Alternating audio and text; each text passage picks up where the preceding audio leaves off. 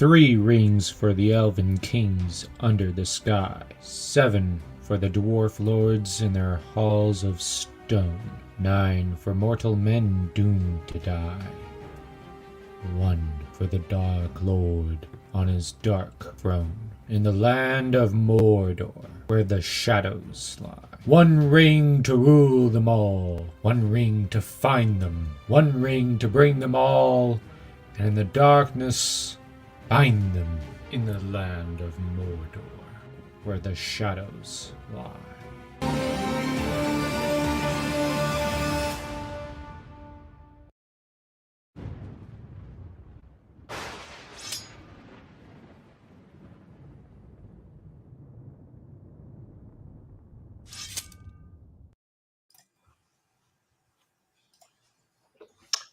Hey, Internets!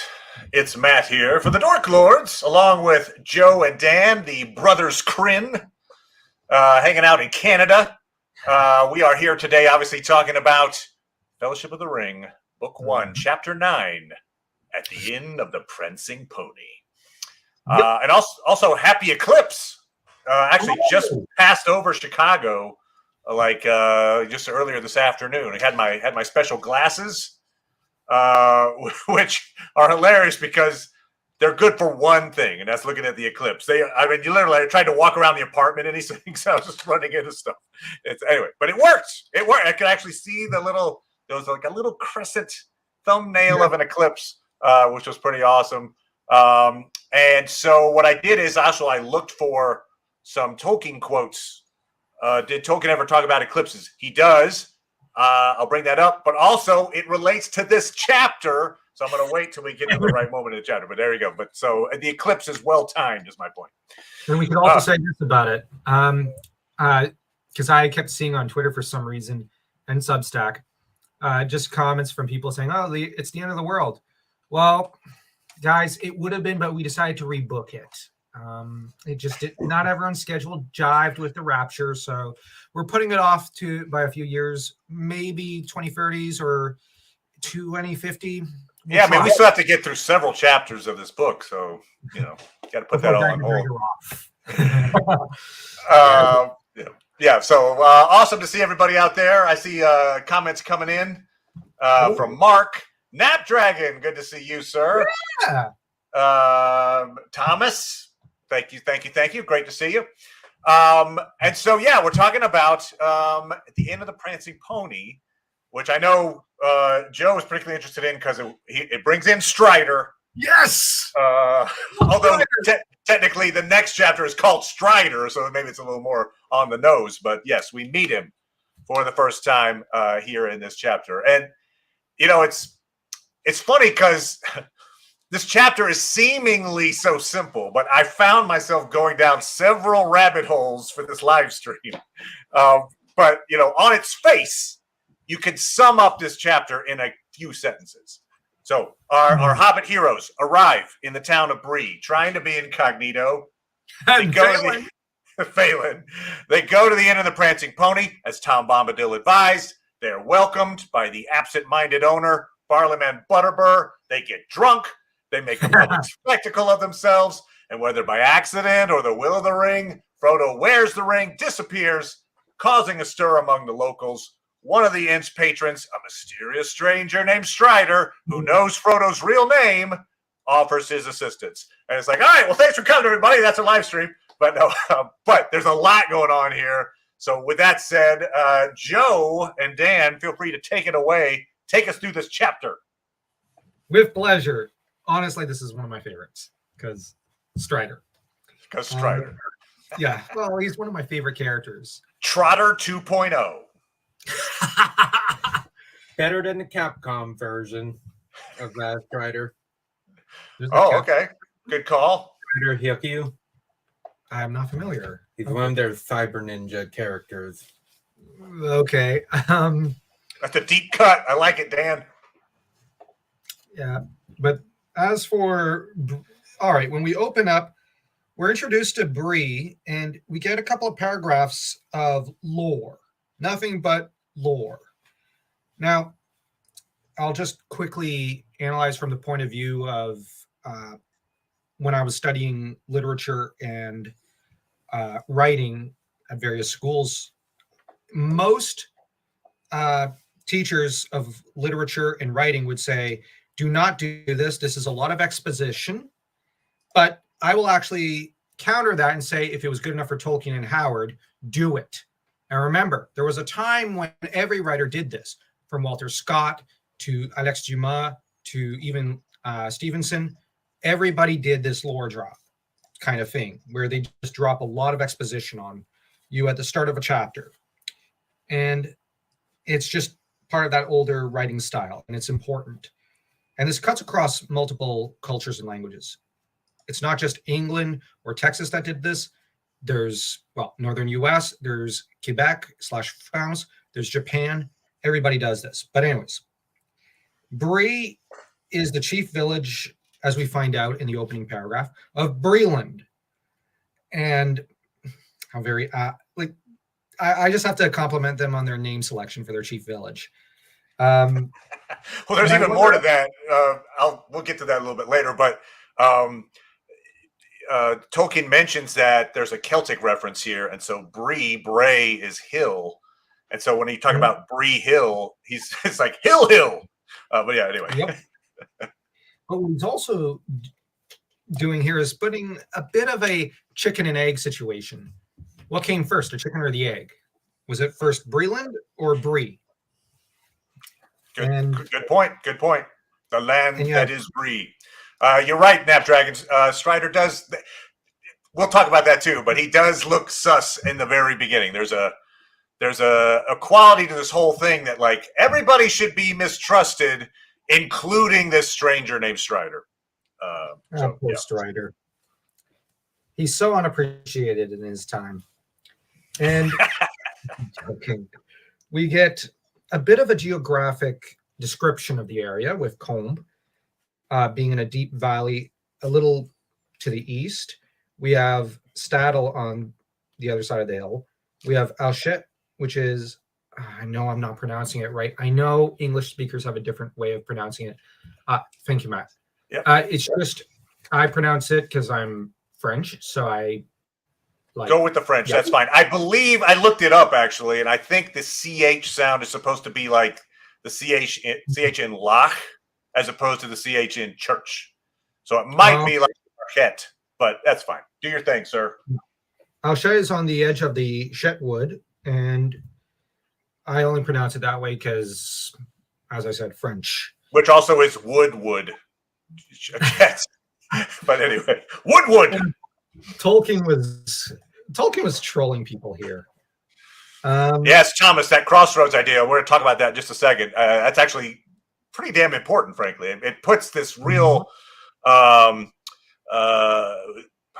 importance on Bree and its location on the map. And what he's also doing is showing that the heroes are at a crossroads. Great point. Metaphorically as well, because they could go either way. And they're basically confronted by a lot of the locals. Now, the locals happen to be Hobbit, dwarves, elves, men, and other inhabitants. Well, not elves, but they're basically a mixed bunch here in this village. I'd say like chicken. Yeah, that's what I basically do. Just like Beard and the Shipwright, aka Shipwright the Shipwright. Shipwright the Shipwright. I like it. You call people what they are, you know the thing. Yep. Now, the men of Bree are noted for being brown-haired, broad, and pretty stout. And they're cheerful and independent, and they belong to nobody but themselves. Great. Americans. So okay. Funny because they're, and I believe actually the idea is that Tolkien was making them Celts, but yeah, we'll talk about that. Yeah, I was joking about that. But no, I get you. It's funny. We'll take it. I'll just say, although we do have to bear in mind, the U.S. was basically built on Celts because, they were shipped across the ocean as slaves, and they were the majority population, the Irish, I mean. And you had the Scots who came to the port. Well said. And you also have the French. So the French, the Irish, and the Scots are all Celtic people. So them being the backbone genealogically of North America, well, yeah. So, and it's interesting because recently I did a bit of research into different styles of humor. What I found out was that people in the southern states like Texas and that region, and people in French Canada like Quebec, they have a very similar sense of humor. Wow. Well, Okay. Those from the southern states. I like this joke. Speaking of jokes, Thomas talking about Britons versus Bretons. Hey. All right. Very well. Well said. That was good. That was good. Well, I was just going to say that the like Robert E. Howard bragged about being descended from the Irish, so you had a lot of Irish shipped into the South, and this is something which one of my mentors, Don Bluth, spoke about how a lot of Texans and from Texas and Arizona all the way over to Florida, there was a lot of Irish brought in, and like centuries ago, and so that's yeah. So and the Quebecois are essentially a Franco-Irish colony. So yeah, very Celtic. Just a reference to the people of Bree from the appendices. We get a lot of there's an influx, and this is actually going to come up later in the chapter too. But Bree, the folk of Bree are from what would be the second house of the Edain, who also took up in Dunland. So when we hear about the Southerner, he's from Dunland. He's a Dunlanding coming up to Bree. But so what we get is this quote. They're talking about this quote is talking about Dunlandings for starters, but Dunlandings. These were a remnant of the peoples that had dwelt in the vales of the White Mountains in ages past. The dead men of Dunharrow were of their kin. But in the dark years, others had removed to the southern dales of the Misty Mountains, and thence some had passed into the empty lands, as far north as the Barrow Downs. Previous chapter. From them came the men of Bree. But long before, these became subjects of the northern kingdom of Arnor, and had taken up the Westron tongue. Only in Dunland did men of this race hold to their old speech and manners, a secret folk, unfriendly to the Dunedain, hating the Rohirrim. So yeah, you get this idea that the people of Dunland, at least some of them, seem to be cousins of people of Bree, but with different allegiances. Yeah. And the last note on the first page of the chapter is that of this chapter is that apparently hobbits basically colonized the region as well. And so the hobbits and the men of the local area have basically built together this village. Or this Good to see you, together, Eric, by the way. which is pretty interesting. Ooh. Sorry, didn't mean. I just saw that one of our frequent commenters, Eric, is in the chat. So good to see you, Eric. Welcome. Yeah, so hobbits and men live together in peace, and with the occasional dwarf joining in. But there's also rangers and other wanderers and travelers who have been journeying on the East Road to and from the mountains. And, well, this is a hint of what's to come. Indeed. So maybe this is a point to mention these two roads, this crossing. So you've got, they have different names, but essentially what's actually called on the map that I'm showing here, the Great Road, is actually the East Road. At least, it could be called, I think it's also called the Great East Road. But anyway, so the East Road intersects with the Great Road at Bree.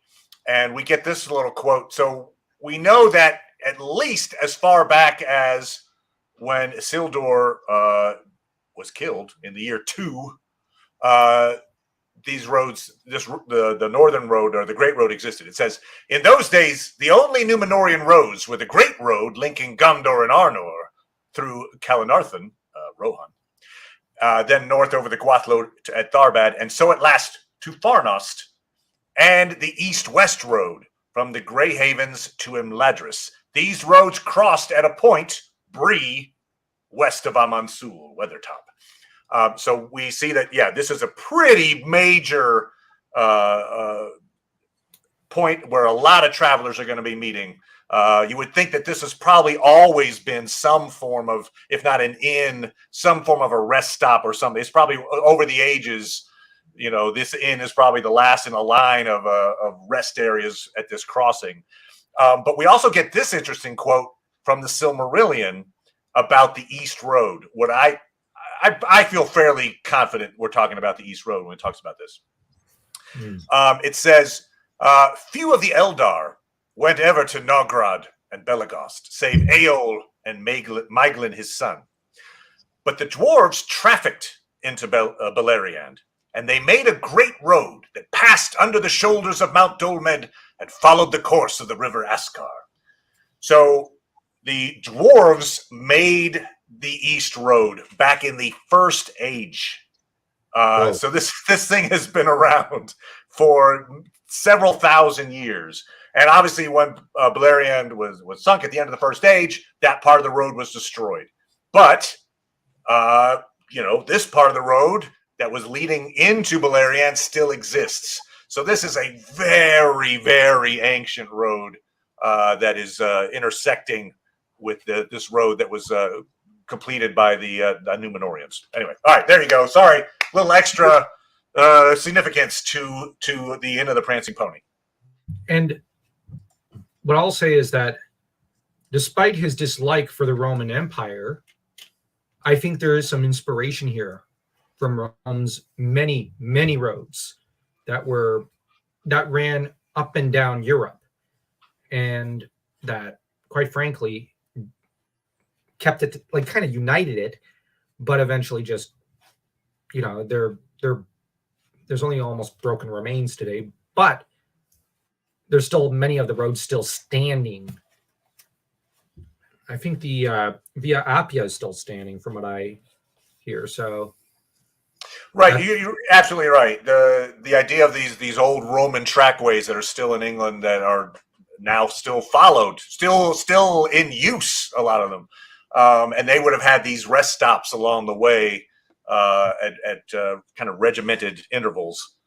So I feel like the Prancing Pony is a remnant or a reimagining of what was probably a rest stop way back in the day. Yeah, Tom Bombadil probably does go visit Bree on occasion. Yeah, I think that's absolutely right. Hence the reason he recommended them stopping off there. I imagine he occasionally goes in to buy a keg of beer or something. I don't say that dismissively. I say that as he strikes me as it seems like every character in the story does drink some sort of liquor, so likely, Yep. Stops in for a pint. Yep. And we get to, I'm just checking my pages. Oh, and the Rangers also tend to stop on by in Bree because, well, they tend to wander by, and they're the guardians of what's left of Arnor, which we should not underestimate how much work they put in to keeping the roads safe in this area. Oh, interesting question from David. Do you think the Prancing Pony could be Fatty Lumpkin? Interesting that there was a pony that was, given off, and then they come to the Prancing Pony. But probably not. But I like the idea. Plus, they store the ponies, with a Barleyman in their stables, in their livery. So there is an association with the ponies of our heroes and the Prancing Pony. Yeah, and of course, poor old Bill, hero of the trilogy. Bill, man, that is. Anyway, we'll talk about that later. But good old Bill, poor old Bill. All right. Bill and Fredegar, the Chuck Norrises of this trilogy. That's right, the Chuck Norrises of this story. Freaking Bill, man. You just let him go. They just left him. And he's like, I'll find my way back from Moria. Okay. And I'll have my own ring and with hookers and blackjack. Screw the whole thing. But yeah, anyway. So yes, good observation though. I like that association with Tom Bombadil there and the pony. Now they do introduce the fact that they're from the Shire, and they're told that in Bree they don't see many Shire folk, which that's pretty interesting because I mean it does harken back to the fact that people from the Shire don't travel out much.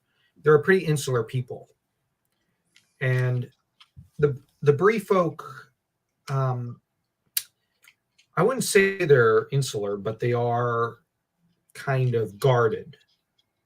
And one gets the impression they weren't always like that, but they've been getting to be more and more guarded as more travelers stamp up the road to their home, so to speak. Now, the group are introduced to Barleyman Butterbear, and Barleyman is fairly absent-minded. I don't know how else to describe him. He's not the brightest. He's a good soul. He's trying to do too many things at once. Yeah. And Samwise, of course, is reluctant to step into the inn, which is interesting because of his protective streak of Frodo. If the Breelanders can trace their history back to the First Age, why don't they like the Rangers? Wouldn't they remember that the Rangers are descendants of the Dunedain of Arnor? Well, I don't think they wrote any of this down. So they may not. They know their history. Yeah. Yeah.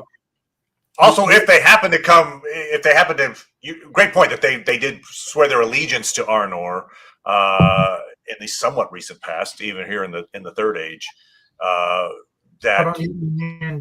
But times have changed, right? I mean, there's a lot has happened. Arnor collapsed. There was a plague. There was a lot of stuff has happened. There was a terrible winter. A lot of people died off.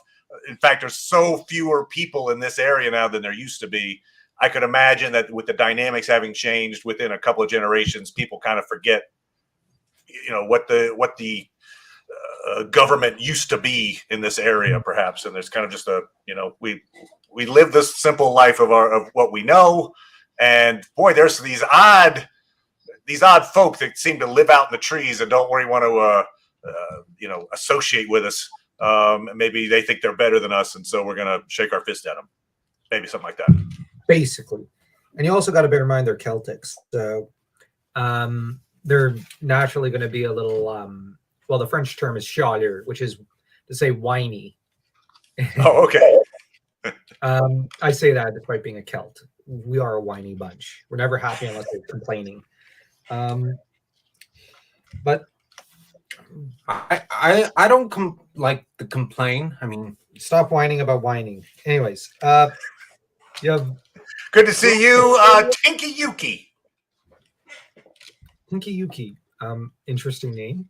Hey, friend, nice to catch you live for a change. Oh, that's good. All right. Well, welcome. Yeah. That said, the Breelanders kind of, they do welcome the hobbits to their locality, and they do show themselves to be fairly inquisitive, and they apparently speak with a Bree dialect rather than the Shire dialect. That's just a detail I noted on 155 of the Red Book edition I have. And of course, we have Pippin, who starts to, how shall I put it, enjoy himself once he's started. Once they've booked their room and they go into the, I guess you could say, mess hall, he starts to enjoy the company of everyone and is getting drunk and telling stories. So he Pippins out. Pippins out. One might put it that way. There's a reason there is that Gandalf meme that circulates every once in a while where you have Gandalf saying happily to everyone, "All right, everyone," and Pippin, where he looks grumpily at Pippin. Sometimes Pippin, much as I like him, he brings it on himself.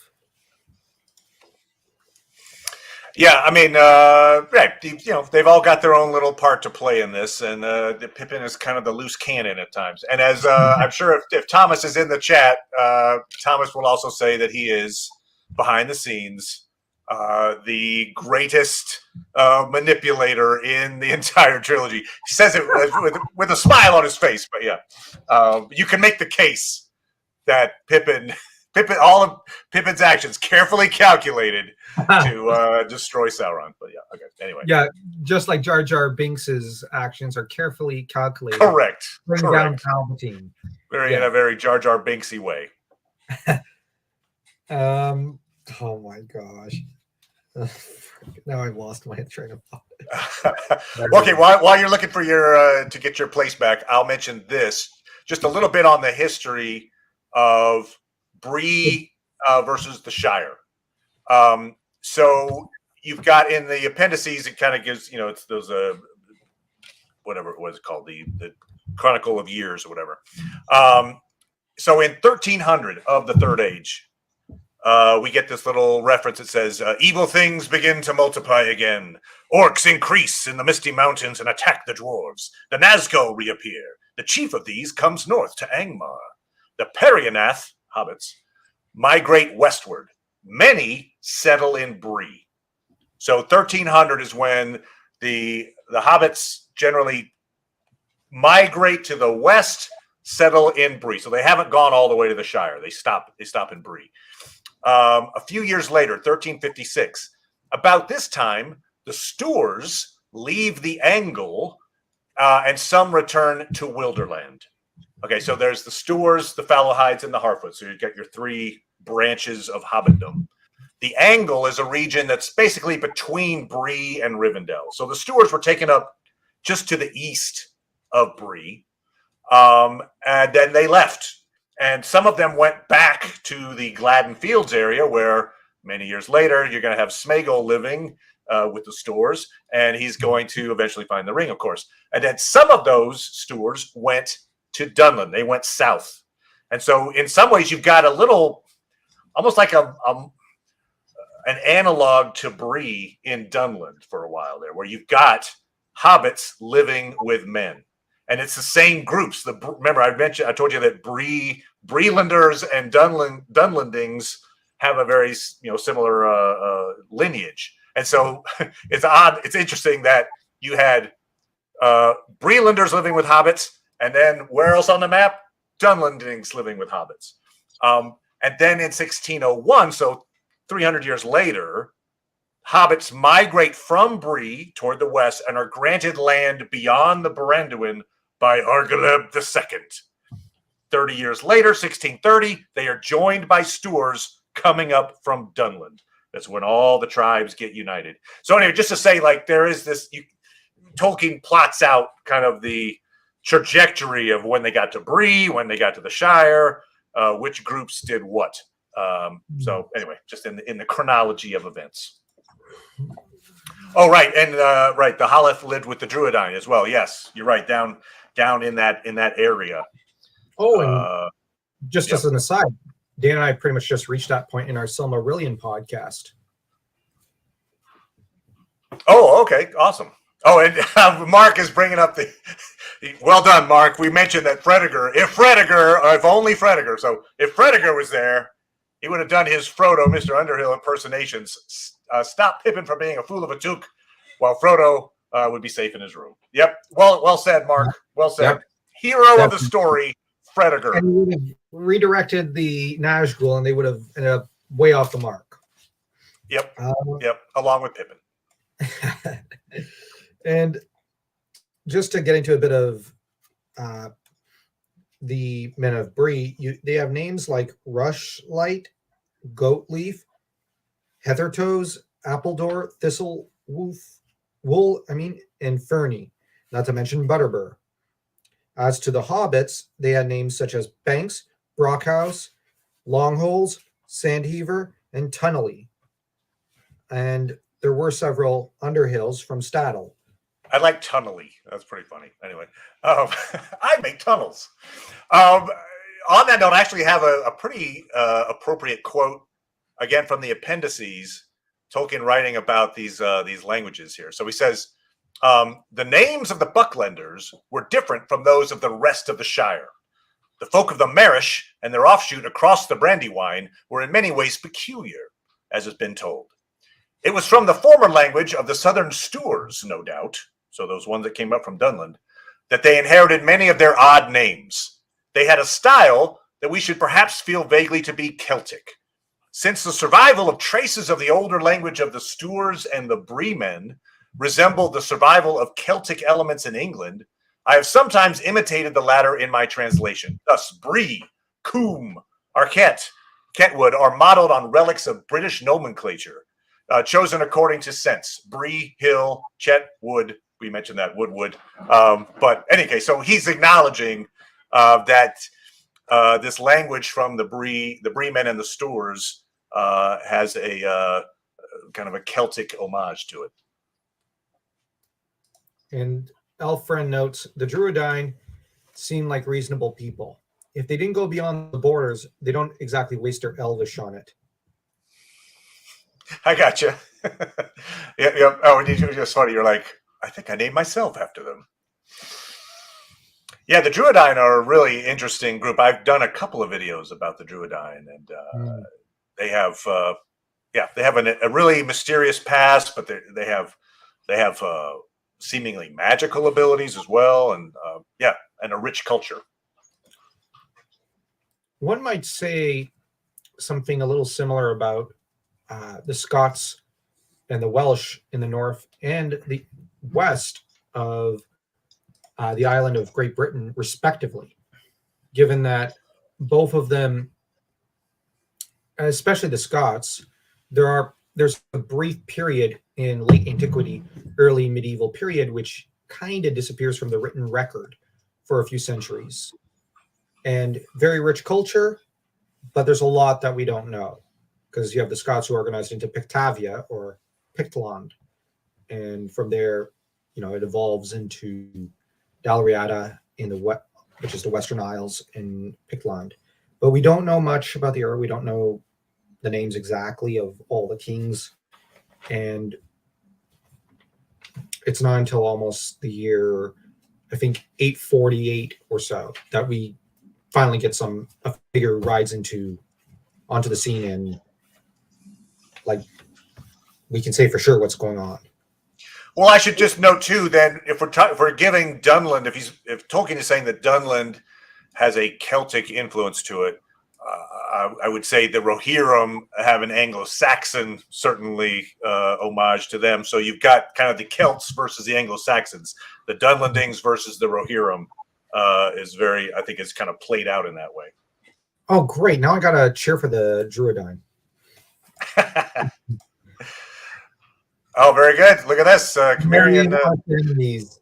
Yeah. The Cimmerian are supposed to be a Celtic people. And in Howard's work, what's funny is he kind of glorifies more the Celtic people, and namely the Cimmerians, and kind of the Aquilonians, who are, I won't say cousins, but they're basically Franco-Romans. And Conan is obviously a very Celtic name, and becomes king of Aquilonia. So, yes, arch enemies of the Cimmerians. But the Cimmerians are so brutal and so barbarous that they'd probably be enemies of everyone. And be able to hold all of them off. Well, the Cimmerians are incapable of organizing, but we got to bear in mind, if they were to raid, when they raided Aquilonia, they were able to destroy a major fort at one point, when Conan was 14. So, put in perspective, I'd say, I won't say they could take on the Witch King, but they could probably take Arnor at its peak and probably ravage a good chunk of the north. But the problem is they can't fully organize to do much more than just go across the border and just mess stuff up for a few days and then just go back home.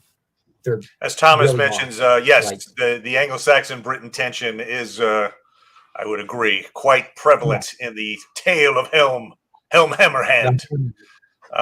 With the hatred between the Dunlandings and the Rohirrim comes to the forefront for sure in that story, which happens a couple hundred years before the War of the Ring. And one can kind of see something similar and akin to the German and French tension in Howard's story. Just real quick to go back to that, with Aquilonia and Numidia always at odds. Okay. So it kind of plays to these kind of ideas as well. But anyways, back to Tolkien. Frodo ends up inadvertently kind of befriending someone that is, I got to read from the actual book. I really Sure, go for it. Suddenly, Frodo noticed that a strange-looking, weather-beaten man sitting in the shadows near the wall was also listening intently to the Hobbit talk. He had a small tankard in front of him and was smoking a long-stemmed pipe, curiously carved. His legs were stretched out before him, showing high boots of supple leather that fitted him well, but had seen much wear and were now caked with mud. A travel-stained cloak of heavy dark green cloth was drawn close about him, and in spite of the heat of the room, he wore a hood that overshadowed his face, but the gleam of his eyes could be seen as he watched the hobbits. And the first impression one gets is of Gaston, because he's got his boots probably on the table. He eats 4 dozen eggs every morning to help him stay large, whatever that. I'm roughly the size of a barge. But no one saves hobbits quite like Strider, though. That's right. That's right. But nice picture, by the way. Oh, thank you. I've got a second one as well. Another interpretation. Somebody drew it where it's kind of interesting. He has the shadow of the king on the back wall. It's kind of cool. I like that. Yeah. That's really good. Interesting. That's a very interesting choice by Dmitry Yakovsky. That sounds pretty Russian, I think. I would agree. Yakovsky, I think, might be Ukrainian, though. I think more Polish. Might be. Slavic, that's for sure. But interesting choice there with the shadow and whatnot. And also having his long shanks, so to speak, thrown over the other rather than stretched out completely. And that kind of plays into what happened. Thomas brings it much better than Strider in the miniskirt from Bakshi, which I've got a Bakshi picture here, but it's not of. Damn, I should have done that. Why didn't I do a Strider picture? I just have Frodo entertaining in the end, but of course the upskirt Strider from the Bakshi cartoon. It's the weirdest drawing. And like, why would you draw him that way? But he did. Anyway. It was anyway. Only armor from the waist up. That's it. Yeah, well, yeah, that's Bakshi. He's a pretty weird fellow. Yep. Now, I'm actually committing animation sacrilege when I say that, because anyone trained in animation is supposed to say he's just wondrous and he's perfect. I tend to just say he makes very weird creative choices. I'm not bashing. I'm just saying he's a little funny and weird. Boromir and a codpiece. Yep.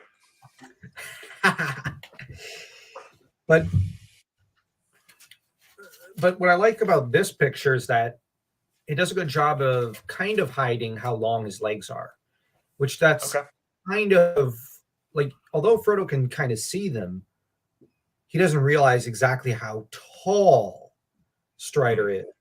We got to bear in mind, he is a giant. He's what, I think 6'7"? I don't know if he's that tall, but I mean, that's a good point. I know he's over 6 feet. I don't know the exact height. 6'7" sounds tall to me, but maybe I'm wrong. So. Well, 6 foot is really tall, and Elendil was 7'11", I think, or something, or 7 feet tall. I think he was like 7 feet, 7'11" or something. And Aragorn is a lot tinier than him, but is still really tall. Gotcha. So like, this guy's called Longshanks for a good reason. Although that said, much like the Hammer of the Scots.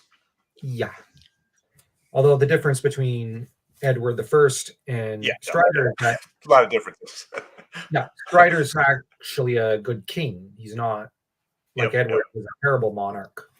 I only say he was a terrible one was because he started off his reign really well, but then he descended into bloodthirst and madness and overtaxing his subjects until he almost lost. Well, his son almost lost half the realm of England. The North wanted to break off and join Scotland eventually. So you have... Well, I always my little I did a video on it actually, comparing Hammer of the Scots to the Hammer of the Underworld, which was also then I compared him to because Edward created at the time like the world's largest trebuchet. Oh, it was called Warwolf. Yep. And Warwolf, I kind of thought of Warwolf as being maybe what Tolkien used as, for his Grand. It's like this giant siege weapon. So Edward had this giant siege weapon he brought to Edinburgh Castle, and the defenders of the castle were like, "Oh, okay, we're done. We'll surrender." And apparently he made them go back into the castle so he could shoot a couple of shots at the castle and then let them see, like, look, I brought this thing all the way here. I'm going to use it. So pretend like you haven't surrendered yet. Kapoom, kapoom. All right, now fine. Come on out. He refused to accept the surrender because he was also trying to show off for his new wife. Very good. Okay. I think he also wanted to use the tech. He spent a lot of money on it. He's like, I brought this here. You can't just deprive me of the ability to shoot this giant catapult at you. So get back in there. Yeah. And what's funny is that just a short distance away at Greyfriars Abbey, what he didn't realize was the Scots were planning their comeback as Robert the Bruce was being promised the crown of Scotland. So actually, this was an entirely futile gesture that later helped Robert the Bruce because he didn't have to siege the castle when he wanted to. Farewell, Napdragon. Thank you for joining us. See ya, Napdragon. Bye. So yeah. Anyway, I know we got off topic there, but anyway, just to say, interestingly too, we get this. I think you've already moved past it, but I'll just leap back in real fast. There's a bit in the beginning. Everything is being introduced in Bree as potentially dangerous. I mean, they've come from everywhere they've been, the old forest, the barrow towns, everything, the road itself, everything's been dangerous. So there's a sort of like, and we know there are in fact spies here in the town. But so when we get this moment where earlier on when they first enter Bree, we get this thing of the man stared after the hobbits for a moment. Then he went back to his house. As soon as his back was turned, a dark figure climbed quickly over the gate and melted into the shadows of the village street. And I think we're supposed to get the idea that maybe that is one of the Black Riders, somebody nefarious, and we aren't let off the hook on who that might be in this chapter. But in later chapters, spoiler alert, that shadowy figure that climbed over the gate was in fact Strider. There's just playing into this idea that he is potentially someone who you couldn't trust, a shadowy figure. And it's in this chapter that he strides onto the scene. Oh, yeah, I like it. He doesn't trot, he strides. Dan loves the pun, right? Thank you, let him talk. Yes, indeed. More DorkLords, always. Now, on the other hand, we have the intro of Strider by Butterbur, who says, "Him? I don't rightly know. He is one of the wandering folk, rangers we call them. He seldom talks, not but what he can tell a rare tale when he has the mind. He disappears for a month or a year, and then he pops up again. He was in and out pretty often last spring, but I haven't seen him about lately. What his right name is, I've never heard, but he's known around here as Strider. Goes about at a great pace on his long shanks, though he don't tell nobody what cause he has to hurry. But there's no accounting for east and west, as we say in Bree, meaning the rangers and the shire folk begging your pardon. Funny you should ask about him." And Strider immediately seems to hint that he knows more than he lets on, or than what is suspected of him, and tells him, notably, and I'm skipping to the last paragraph of his little speech to Frodo, and there have been even stranger travelers for Bree lately. And though Tolkien doesn't say it, he went on, watching Frodo's face. One gets the sign that he's giving Frodo a very piercing look. And yeah. Maybe sizing him up a little bit, right? He's been hearing about this very important Hobbit, but this is his first time meeting him, and trying maybe to judge, how much he can count on Frodo, how much he can trust him. Is Frodo a goof? He's like trying to figure out how much am I going to have to carry this guy to the finish line? Yeah, and it's really interesting because Strider does help carry the group forward at quite a few points in the story. For sure. And as my friend Full Screen Boss Fight would put it, he breaks his back carrying the team. Fair enough. Well, Sam literally carries it, so they all do their part. They all do their carrying. And what's also great and kind of breaks, we all have an image, at least those of us who are kind of more familiar with the book than the movie, of Strider as a very calm and typically in control guy. There is that, I've seen a bit of that stereotype even with regards to the movie, but this scene has him kind of break his cool when he says, "You had better do something quick," in reference to Pippin, because Pippin's starting to tell the story of Bilbo's disappearance, and apparently Strider gets very worried about that, realizing the same thing that Frodo does. This is not a story that should be told right now. Right. It's going to bring up the ring. It's going to bring up Baggins. It's going to bring up a lot of stuff. Yeah. So Strider ends up pressing him to put a pin in it. And it's interesting that Strider breaks his cool. He genuinely seems to panic. There's going to come a scene, and we'll be talking about it on your channel next time, in the Strider chapter. I think it's in the Strider. Maybe it's in the chapter after that. Anyway, where he's going to lose his cool big time. And my interpretation is it is an artifact left over from when he was Trotter, the wooden foot hobbit. But anyway, we'll get to that at some other point. But yeah, you're right. These early days, I think this is a more a little less in control of his emotions, Aragorn. Yeah, although on the other hand, just not trying to spoil everything, but if we consider when the hobbits disappear at the start of the Two Towers, he does panic there as well initially. Right, so, good point. Which way do I go? Yes, great point, Mark. If Frederick had been there, obviously he would have carried the entire fellowship. They wouldn't have ever broken up. He would have just walked them all the way there. Yep. Because he's Predator. And yes, Thomas, Hammered Pippin, good storyteller. I think he's a good storyteller anyway, but you're right. A little more liquor in him, even better. Yep. Yes, yeah. Strider would have been funny with clogs. Agreed. Or, I mean, here's a little, I'm revealing what we're going to be talking about next time, but there is, at least you can make the inference based on some of the notes that Tolkien wrote in the margins when he was working on the original drafts of Trotter, the Ranger, that it wasn't that he had wooden clogs, he had actual wooden feet. His feet had been cut off and replaced with wood. Anyway, okay. But yeah. It was a really stupid idea.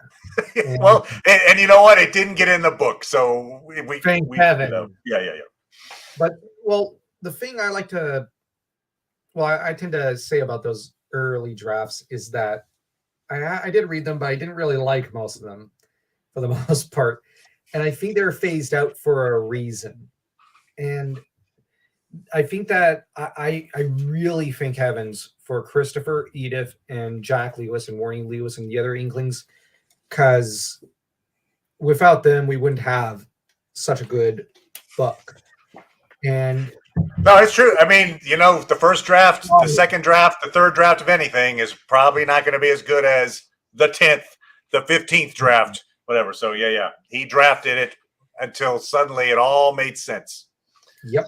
So well played on he and his family and the people he trusted to give him feedback. Mm. And Frodo goes to stop Pippin, only to get suckered into it himself. And he ends up singing a song about a merry little inn, or a merry old inn. Either one of you guys could read it if you want. I mean, it's a long song actually, but I do have some thoughts about it. But yeah, maybe just read a couple of verses. How about that? It goes on a bit. It's really long. There's an inn, a merry old inn, beneath an old gray hill, and there they brew a beer so brown that the man in the moon himself came down one night to drink his fill. The man in the moon, I'm gonna hazard a guess that's kind of a reference to, well, the Maiar of the Moon. Right, but I've got a couple of thoughts on this. This is one of those rabbit holes I went down. But yeah. So, go down your rabbit. But all right, so be it. An elf friend talks about Sam reminds me of all the stuff I end up alone with. He does most of the caring, so all must love and revere him. I get you. Yeah, in other words, people. Sam ends up gets taken for granted in a lot of ways. I think until proving his worth in the shadows. Okay, so first, when we're talking to Man in the Moon, that's the connection to the eclipse today. But the eclipse. Okay. Anyway, the quote regarding an eclipse from Tolkien's work is from the Silmarillion, and it mentions, you just mentioned the Maya who looks after the moon. That is Tilion. So it says, and then Aryan is the Maya, very powerful Maya, who basically shepherds the sun. But Tilion went with uncertain pace, as yet he goes, and was still drawn towards Aryan, as he shall ever be, so that often both may be seen above the earth together, or at times it will chance that he comes so nigh that his shadow cuts off her brightness, and there is a darkness amid the day. Eclipse. So there you go. There's your eclipse tie-in. But yeah, so Man in the Moon. The Man in the Moon appears multiple times in Tolkien's literature. There's this poem, obviously. Then there's The Man in the Moon Came Down Too Soon from The Adventures of Tom Bombadil. There are references to the Man in the Moon in Roverandom, in the Father Christmas letters, and most notably, so they're all canon.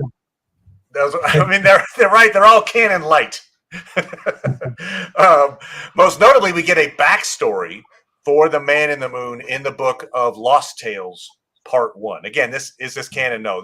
We talked about drafts. These are early drafts of what ends up being the mythology. So this is, Book of Lost Tales, Part 1. Manwë bade therefore Ilinsor, a spirit who loved the snows and the starlight, and aided Varda in many of her works, to pilot this strange gleaming boat, and with him went many other spirit of the air, arrayed in robes of silver and white, or else of palest gold.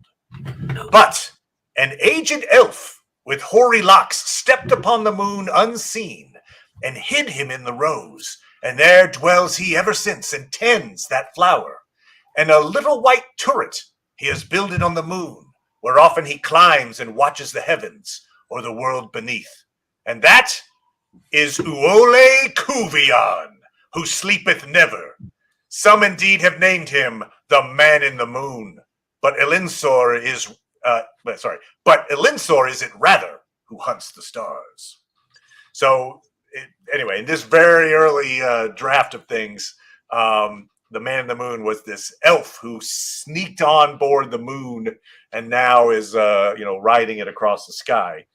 But that leads to my own little theory, which probably someone else has come up with as well. But you know what? I haven't seen it written down, so I'll just throw it out there now. So in my theory crafting it, I feel like in Middle-earth, the legends and the songs of the Man in the Moon, like this one that Bilbo composed, I think could easily relate to Isildur, whose name means servant of the moon, who built and lived in Minas Ithil, the Tower of the Moon. Note that even in this old version, the Book of Lost Tales, Uole Kuvion has built a white turret and tends to a precious flower on the moon. Of course, Isildur, famous for saving a seedling from the white tree multiple times, including when the Tower of the Moon was destroyed, or I should say captured. The white tree itself is an echo that dates back to the tree Telperion from the years of the trees, whose flower became the light of the moon. So I feel like there's a lot of connections between the Man in the Moon and our Isildur. Now, did he, go to a bar and get drunk and oversleep one night? Maybe, probably did, frankly. But anyway, just to say, I feel like maybe these references to Man in the Moon in the lore of the in story lore could in fact be talking about Isildur. There we go. Man in the Moon. Brought it around. Thank you, Mark. Mark is giving me a little credit on that one. Now, I could read the second paragraph of this poem, but I'm not going to because it references a cat. I'm joking. Actually, well, speaking of cats, my cat Pippin, my cat is named Pippin, aka Mr. Pickles.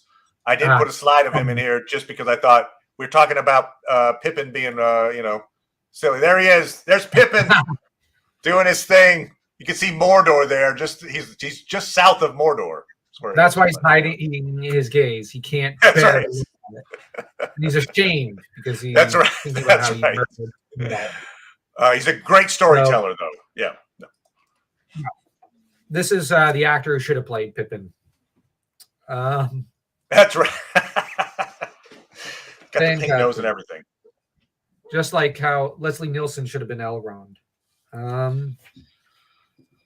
Oh, I see what you're saying, Elfriend. He said, we always get the vision that Frodo's just laying and playing around while Sam's carrying him as far from the truth. Great point. You want to give Frodo the credit. I mean, Frodo is the ring bearer.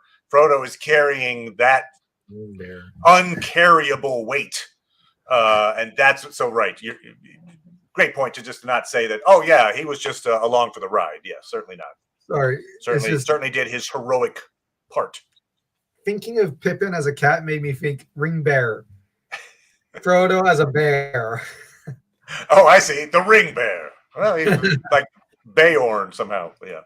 Well, I was thinking of How I Met Your Mother when Barney Stinson wants a ring bearer at his wedding. Okay. He brings an actual bear to the wedding, and that's just... bears are terrifying animals. They're violent by nature. So, yeah. The third paragraph of the poem has the landlord keeps a little dog that is mighty fond of jokes. When there's a good cheer among the guests, he cocks an ear at all the jests and laughs until he chokes. So I just like that one because I like dogs. But anyways. Okay, fair enough. That's right. You've got the dog, I've got the cat. Yeah. But the next paragraph has a cow, and we get here references to animals, and I get the feeling that was because of Tolkien's fondness for them. because he did have, I think, at various points, cats and dogs in his. Although notably, we don't get really any named cats. Other, the only cat that came close was like an early version of Sauron, I think, was Oh yeah, the Lord of Cats, Tabildo or whatever. Yeah. But other than that, we get Huon, the Hound of Valinor. We get some cool dogs, but we don't really get a lot of awesome house cats or cats of any kind, really. But, nice comment, Mark. Yeah.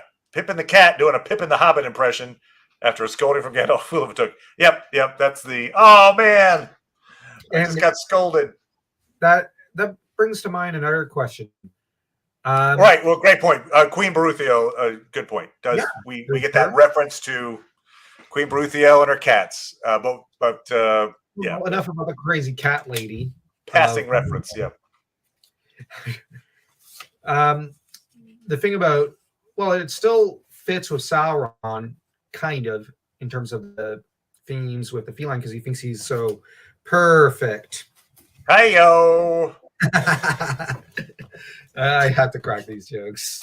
That joke was a catastrophe. Hi-yo too. That's right. We have the book of Tolkien dad jokes. I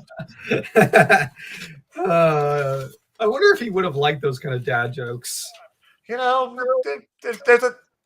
a chance. There's an off chance he would have been like, you know what? It's just absurd enough to be haha. Yeah. Well, I'm pretty Catholic, so maybe someday when I die, I'll ask him when I get to Catholic heaven. All right, fair enough. I'm joking. I couldn't resist that Simpsons reference. Let's see. Now, on page 161, well, actually, right before that, 160, Frodo kind of does a bit of a inadvertent acrobatic routine and ends up inadvertently slipping on the ring because he was playing with the ring without realizing it. And this is an interesting writing choice that Tolkien makes. He doesn't describe Frodo as playing with the ring in his pocket, but the thing is, he slips and accidentally puts on the ring. And the thing about this is that this is Tolkien implying that Frodo is not fully in control here, I think. He's not in control of his own actions. He's unconsciously handling the ring so that he might put it on, though he doesn't realize it, because the ring wants to reveal itself so that, the spies will report. And I think there's maybe an implication that by having consumed too much alcohol, he's not as in control as he might be otherwise as well. Mm-hmm. Yeah. But he quickly sobers up when, he reappears near Strider, and Strider gets pretty strict with him. Well, why did you do that? Worse than anything your friends could have said. You have put your foot in it, or should I say your finger, showing that he does know exactly what happened. And is pretty furious. And you have Frodo, who says, I don't know what you mean. And you have Strider, oh, yes, you do. But we had better wait until they're... He sounds like a school principal or something. That's right, he does, doesn't he? Like, you will go stand in the corner, you're going to write, I will not put on the ring 500 times. Ironically, I think for Dan, it would remind you probably of Mr. Saunier from your old high school. I think it's more like Salnikut. Well, it's because the first high school I went to and the high school Dan went to was also a convent. The former convent. Yeah, a former convent. The vice principal could be strict, but he was really nice. He was a funny guy. Oh, yeah, he was known for his sense of humor. Once ran it back into pretty much the burning building, I believe, to fetch his suitcase because he forgot some stuff in it. And the thing is, he was asked, what if you had left it on the second floor instead of the first floor? And he said, well, I'll just jump out a window then. That's what I would have done. And, of course, all the students then joked about him thinking he was Pierce Brosnan. And, yeah, that became its own running gag. And he would occasionally joke around about adjusting his tie just because, an I imitation got you. of Kind of a Bond move. Yeah, he would joke about it, but he didn't look anything like Bond. But it's just the students love to tease him after that. Now, I wasn't there because I was told about this by my best friend at the time, about him running back in and kind of inadvertently. I thought you were gonna say like he ran into a burning building to save like his dog or something. No, to save his briefcase. Yeah, All right, fair enough. All right, good on you. Then Which he had realized, a puppy in it, and no, okay, but then he realized afterwards he didn't need to do that. Yeah, So it was probably not. It was a stupid gesture. So, well, you had to take the suitcase to Mordor to throw it into the fires, the real fires. Those fires wouldn't have killed it. Yeah. Good reference. He probably would have loved it. He loved Lord of the Rings.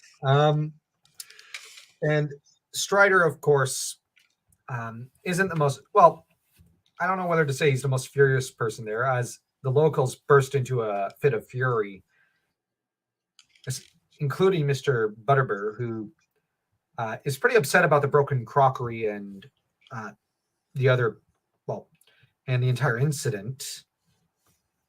And Frodo has to apologize. This is an entire fiasco, and it's entirely Frodo's fault. Yeah. I mean, for a guy trying, as I mentioned, to be incognito, he really, really drops the ball. It's also an example of this is a guy who's this is a new responsibility for him. This is a new, he's getting used to the idea that he's going to have to, for a long time, try to be, unseen and unheard, and take this be a little more wary at any moment, every particular moment of his life. He's going to have to look over shoulders all the time, and he hasn't really adapted to that idea just yet. And also, this is like their first kind of real public setting, right? They've been out in the woods, they've been on the trail, they've been in the Barrow Downs. This is the first time they've been like, oh wow, people again. Oh, I know this. It's a bar. I'm used to this. Oh, cool. You know what? I don't have to always be looking over my shoulder. Why don't we just enjoy this like we would if we were back in Hobbiton? Maybe not. Strider did ask Frodo to cover for Pippin. Yeah, but I don't think Pippin would have screwed up this badly. But he covered for Pippin. He covered for Pippin. He just didn't, it didn't get an A for his effort on that one. No. Although, okay, this is where I'll actually end up saying, to use an English slang term I've heard recently, Merry is the Chad, because he probably would have prevented both Pippin and Frodo from screwing up here. But he's outside scouting the area. And that's right, the golden perch. That's a good point. Not to be too harsh on things, but I think Merry, contrary to I hope people don't take it too badly, the really bad portrayal of him in the Jackson movies, I think Merry would have probably been able to better manage the situation than even Strider, because Merry seems the sort to keep his wits about him and not start drinking like Frodo and Pippin did. And he probably would have tried to prevent Frodo from getting carried away.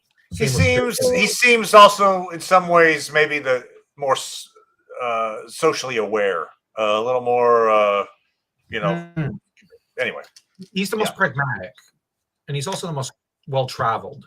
So, as I like to describe him to one of my friends, he's the Strider in a way of the Hobbits. Fair enough. I can the most Strider-like. And there's a reason that girl. Yeah, Thomas agrees with you. Merry, the real leader, more mature. Yeah, and I think there's merit to the idea that Girl Next Gondor once proposed, that there's a reason why Strider and Merry formed such a close friendship, and that's because Merry, in a lot of ways, is the real leader of the Hobbits. And this is someone that Strider can rely on as a number 2 guy for a little while on at least the journey to Rivendell. And then after that, it's really Gandalf who takes up the role of leadership, with the pecking order basically then being Strider, and then Boromir, and then the rest of the team. And the thing here is, Frodo really stuck his finger in it, and so to speak. Yeah, and Sam, of course, I think was getting drunk and just enjoying himself, and it's really a situation where, oddly enough, I think they would have been better served with Sam outside and Merry inside, because Sam is a very good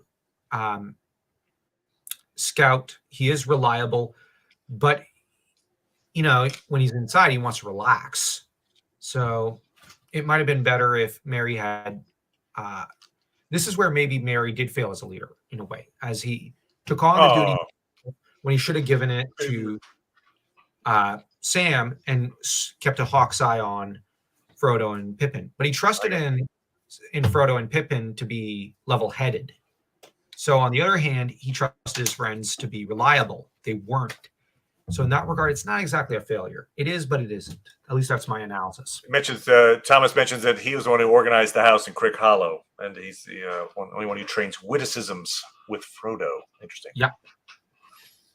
Oh, I like this from David. Brandybug means red cheeks. Fun trivia. Right? Yep.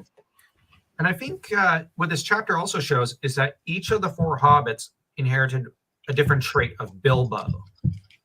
And I think, in a way, Frodo may have gotten, for the most part, the willpower with regards to the ring. Pippin got the fun-loving nature. Sam probably got the simple-minded desire and the love for elves. Merry got the pragmatism and the leadership qualities. Mark is noting that Tolkien needed Merry to be away for the scene to happen. Yeah, you're right. If he's there to be, the smart leader, then the story is like, oh, it's a little easier. That nobody figured out they were there, and the ring was destroyed a couple of weeks later. Yeah. Gotcha. But this is where it's smart writing, because Merry is taking up the role of patrol on his own, and it's smart writing because, it writes Merry out of the scene, but it's also fleshes out his character. And it sets up the groundwork for the next chapter with regards to Merry. So Tolkien's doing a lot with Merry, even though he's not there on screen, so to speak. Yeah, and we've got these spies. We've got Bill Ferny. And we've got someone called the Squint-Eyed Southerner, which actually gets written about quite a bit in Unfinished Tales. There is more than a strong hint that he is a half-orc. In fact, in a later chapter, Frodo's going to see him again and say he looks more than half like a goblin. And we get this from the Unfinished Tales. He's actually got an interesting backstory. He is an agent of Saruman, and originally, let me read you this thing from the Unfinished Tales, because this guy sees what happens. He sees the ring go on, or he sees Frodo disappear, figures out what's what, and heads off to report on Frodo's activities to the Nazgul. So we get this from the Unfinished Tales. Some while ago, one of Saruman's most trusted servants, yet a ruffianly fellow, an outlaw driven from Dunland, where many said he had orc blood, had returned from the borders of the Shire, where he had been negotiating for the purchase of leaf and other supplies. Saruman was beginning to store Isengard against war. This man was now on his way back to continue the business and to arrange for the transport of many goods before autumn failed. He had orders also to get into the Shire if possible and learn if there had been any departures of persons well known recently. He was well supplied with maps, lists of names, and notes concerning the Shire. This Dunlanding was overtaken by several of the Black Riders as they approached the Tharbad crossing. In an extremity of terror, he was hauled to the Witch King and questioned. So this is all happening kind of during the time that Frodo and the gang are headed to Bree. This guy is brought before the Witch King and questioned. He saved his life by betraying Saruman. The Witch King thus learned that Saruman knew well all along where the Shire was and knew much about it, which he could and should have told to Sauron's servants if he had been a true ally. The Witch King also obtained much information, including some about the only name that interested him, Baggins. It was for this reason that Hobbiton was singled out as one of the points for immediate visit and enquiry. The Witch King had now a clear understanding of the matter. He had known something of the country long ago in his wars with the Dunedain, and especially of the Tirn Gorthad of Cardolan, now the Barrow Downs, previous chapter, whose evil wights had been sent there by himself. Seeing that his master suspected some move between the Shire and Rivendell, he saw also that Bree, the position of which he knew, would be an important point, at least for information. He put, therefore, the shadow of fear on the Dunlending and sent him on to Bree as an agent. He was a squint-eyed southerner at the inn. So there you go. There's a lot of backstory to that guy. Who heavens. I was worried there was a Yoshikawa Eiji character who had wandered in. Yeah. That was a joke. So, and also by southerner, what he's saying is he's from Dunland. So he's got that Celtish Bree quality to him, but he is from Dunland, not from Bree. Anyway, so interesting that he was both an agent of Saruman and then basically forced into service to the Witch King. Now, we do have some interesting comments in the chat. David says, I like to think in an alternate universe, Merry may have had what it takes to get the ring to Mordor if Frodo died or something. Yeah, I guess. I don't know. I think the ring would have broken him like it did Frodo. And I actually, weirdly, I don't like the idea of Merry being broken by it because Merry's probably my top 2 favorite characters. It's an interesting idea, though. You're right. What is the fanfic of what happens had Frodo failed in some way and Merry was there to pick up the task? Obviously, as the way the Fellowship breaks out, for much of the journey, Merry isn't there to pick up the pieces. But yeah, if it had happened early enough, would Merry have perhaps been chosen as someone who could help bear the burden? Interesting. I hadn't thought of that. I think it might have been Sam. I mean, Sam is the obvious choice based on what we know. He was able to actually bear the ring for a short time and not suffer terribly from it. Cybermancer's here. Hi, Cybermancer. Sauron must have experimented on him using Dunlending and Misty Mountain orc stock. Yeah, exactly. It's a weird, the whole being a half-orc idea. They are introduced into the storyline, but they are certainly not that common, particularly walking around Bree, for instance, or something like that. David mentioned that Merry's very resourceful and learned, but maybe too curious. Yeah. Follow up on for Cybermancer. This shows that the ruffians, because later on, Bill Ferny, for instance, and the Southerner are going to be members of the ruffians that are working for Sharky. We're talking end of Return of the King. Yeah. And they're a mixture of hobbits, breemen, half-orcs, and Dunlendings. Yeah. With the chapter ends though with Mr. Underhill, so to speak, agreeing to go up to his room.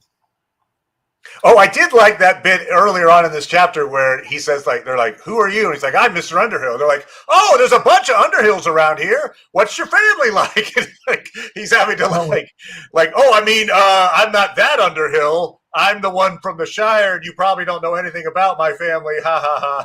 But anyway, there are actually Underhills living in Bree. They're really excited to see him, and he has to kind of shrug. Oh, yeah, no, you're right. I didn't get to the family reunion, but yeah. So anyway, it's kind of a funny little thing that he chose a name that was actually fairly popular in Bree. Yeah. I think that's a mistake on Tom Bombadil's part. Right. Perhaps so. But, my mistake. Actually, the chapter ends with him having a bit of a chat with Butterbur. Right. And so he's got that 2 meetings he has to do. He's been told by Strider, meet me later. And then he's been told by Butterbur, meet me later. So he's like, okay, fine. I guess. Is this cheating? Like, Yeah. because he has a date with one, then another. There you go. Yeah. He's got a very busy social calendar. Yeah, he just did a Peter Parker. Made promises to meet with 2 different people at the same time, or 3, and doesn't know which one to go with.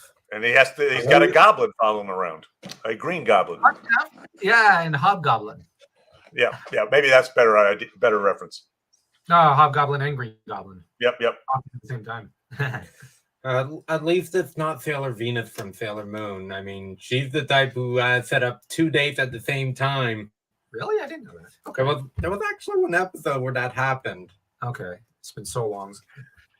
Thomas mentions Gandalf told him to go by Underhill, like going by Smith or Ryan or Ryan, Thomas Ryan, in fact.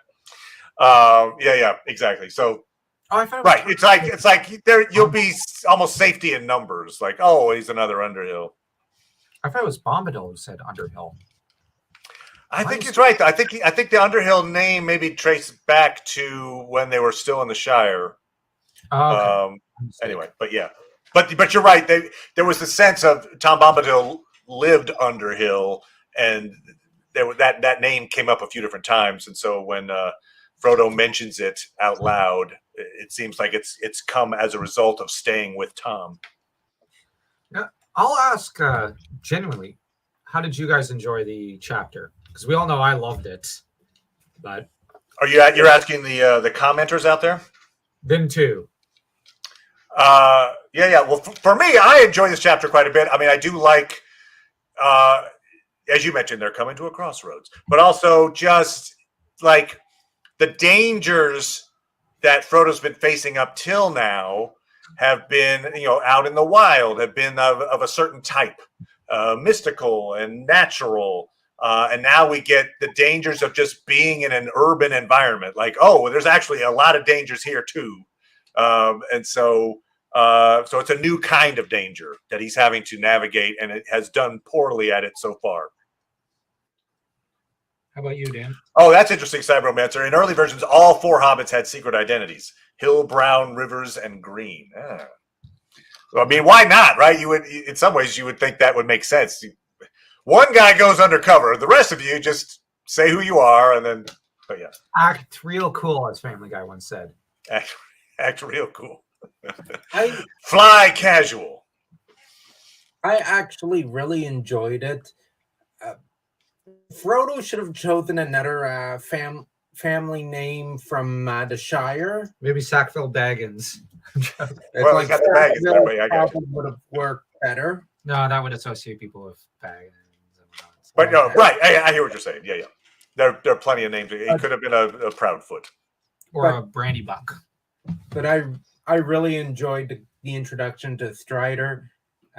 Pippining out. Pippin's going to Pippining out. Speaking of, there he is. Oh, I had a picture. This is what the old the Great Road, the cities that it combined, or linked back in the day. So from Fornost in the north, all the way down to Pelargir in the south. That's a long way that Great Road travels through Aedoras. And as Thomas Ryan says, don't mess with Pippin. Because you can just see on his face right there. I mean, that's danger talking. Danger cat. But yeah, so anyway, those are my thoughts on this. Do you want to wrap this up, good sir? Sure. All right. I don't know how to wrap it up here. No, next time we're going to be back on your channel, the Brothers channel, to discuss Chapter 10, Strider, again, which I'm looking forward to because I'm looking forward to showing the little Trotter artifacts from it. What else can people find upcoming on the Brothers channels, good sirs? Well, we're going to be doing a bit of content on our newly published book, The Crown of Blood, which you can find over on Amazon. We've been on Substack recently, and we're approaching 500 subscribers there, which is pretty exciting. Nice. Well played. And on Substack, we tend to write lit analysis, a lot of Zelda, Lord of the Rings, Conan stuff, but also serial fantasy novels, which our most popular one is the Dark Spire Conspiracy, which is a bit Lord of the Rings light-ish with some Volsung Saga references. So for those who like Norse sagas. How about yourself, Matt? Yeah, I'm working on perhaps another obscure character portrait to do for my next Tolkien topic. But also in the meantime, Paul and I are doing finishing out our reviews of the Three Body Problem, the sci-fi show on Netflix. And we're going to start up a cool show that I didn't really know was coming until maybe a couple of weeks ago, but it's by one of my favorite, or at least originally written by, let's say adapted from one of my favorite authors, Neil Gaiman. It is The Dead Boy Detectives, and that is coming up on Netflix as well. So we're going to be talking about that. I think that has the potential to be a really cool show. So we'll just cross our fingers that it, in fact, meets my lofty expectations. But yeah, anyway, that. Well, what I was going to say is it'd be neat if you could. I believe you've already covered the song battle between Sauron and Finrod, but any chance down the road of you doing kind of a few videos on Beren? Yeah, well, so in fact, I just touched on Beren quite a bit in the last video I did. Yeah, I've done a couple of Beren videos already. I did a Beren and Luthien video. Is there something in particular about Beren that you're interested in? Maybe to an extent, the hunt for the demon wolf, because that's the first time we see Fingal and Beren actually on positive terms, and Beren not needing to an extent rescue Luthien, and where he kind of rallies and takes command of the situation. Well, so the very last video I did, which was for Tolkien Reading Day, I do a video about a particular character who epitomizes service and sacrifice. That is Edrahil, and that is one of the elves that accompanies Beren and Finrod on their quest. Didn't have to, volunteers, and just, you know, his sacrifice is severe, let's put it that way. But just to say, like, so I talk about Beren quite a bit in that video as well. So you just don't have to look too far back. That's why I kind of wanted to see you expand on it. I got you. So you're right. Go all the way up to Karkaroth. Yeah. I got you. Yep. All right. Yeah, we can pull from some Karkaroth inspired lore for sure. Yeah, because Edrahil. Yeah. And as Cybromancer mentions, I did a Karkaroth video. I did a good point. But I think I was actually focused on Huon versus Karkaroth as opposed to Beren in that situation. So, that's a great point about the Ring of Barahir. I like the fact that Barahir's ring saved Beren in the halls of Thingol, and while he was entering the realm of Nargothrond, because one doesn't just kill the bearer of the ring of Finrod. There's some themes here that are similar to the One Ring. Oh, hell yeah. Yeah. Yeah. The difference is bearing the Ring of Barahir seems to be a plus, not a minus.